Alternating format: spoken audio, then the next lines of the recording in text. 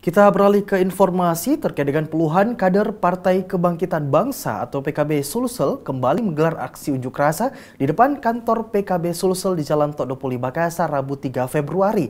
Aksi yang dipimpin oleh Wakil Ketua DPW Bakri Ridwan sempat diwarnai aksi saling dorong antar kader.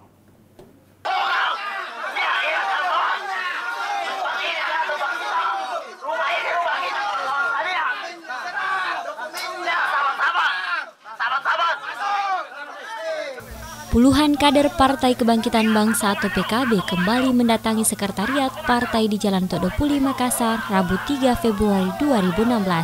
Aksi ini merupakan kali kedua. Tuntutan mereka masih sama, yakni mendesak Ketua DPW PKB Sulsel Ashara Ansar untuk mundur dari jabatannya. Kader-kader yang diwakili dari Dewan Perwakilan Wilayah atau DPW merasa kecewa terhadap Ashar Ansar yang selama ini menakodai PKB di Sulsel. Ashar dinilai tidak pernah melibatkan pengurus inti dalam pengambilan keputusan di partai, bahkan tidak transparan dalam mengelola anggaran partai. Kader yang merasa kecewa ini memaksa untuk masuk ke dalam sekretariat, tapi dihalangi oleh pengurus partai lainnya, dan mereka pun saling dorong. Pihak keamanan yang berada di lokasi berupaya menenangkan para kader ini. Selain itu mereka menyalahkan Ashar akan kekalahan usungan PKB di Pilkada di Sulsel. Akibat Ashar tidak pernah memberikan dana untuk kegiatan-kegiatan DPC dalam membantu usungan PKB di Pilkada lalu.